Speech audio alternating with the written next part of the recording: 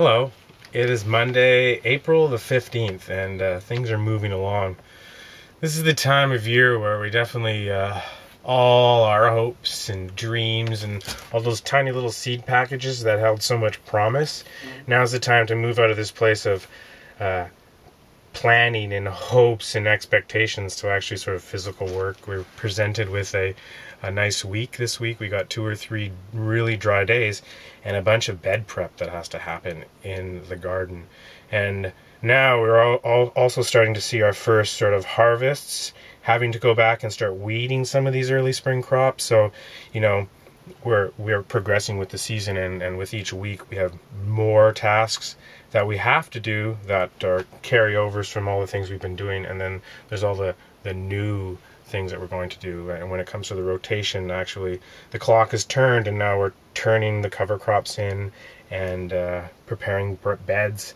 We've sort of, this chalkboard, Tama and I've just been leaving each other funny notes on this thing, and having to do with the management of the greenhouse. And this week we've converted to a calendar of how we're going to maybe schedule all the things that we need to do.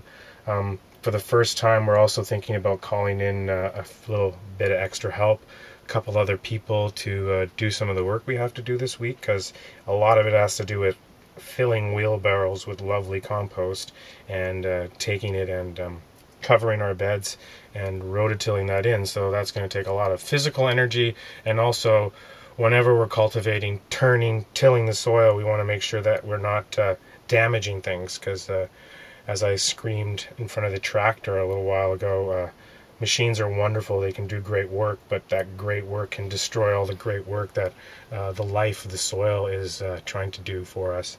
I was just reading this week that in a hectare of soil, there's about over a ton of sort of bacterial, microbial, fungal life in there. And then if we related that to human energy, that's like having something like 15,000 laborers working for you.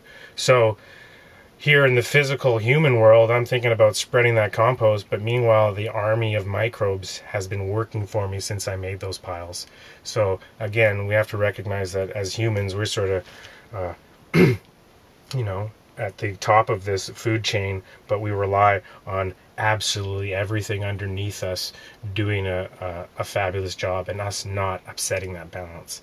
And when we start turning our soil, we can really do a lot to upset that balance. And as organic gardeners and permaculturalists, we're trying our best to restore that balance. And how do I find balance within myself? Right now, I have all my lists and charts, what we're doing this week, what I was doing last week, and what I was doing last year, not last week, but last year. I have this journal that, you know, this is last year's equivalent to this, and it's really great to go back and just to remember that everything is moving as it should, the plan is happening, and I'm making the right decisions with both my physical needs and demands, the sun, the moon, and also all my little friends, the soil microbes. So list, lots of things to do, bed prep. We've got some weeding to do, those fava beans that we planted so long ago. The weeds seem to grow as fast as we could plant that bed. Sifting compost, we have more tomatoes to prick out. And another huge factor in our rotation and our clock, one of the real hands, if you want to see it that way, the cloche. It has to move, the tall tunnel has to move from where it housed our tomatoes last year and gave our peas that great jump start. We have to move this to where the tomatoes are going to grow this year. So that's going to be quite an endeavor.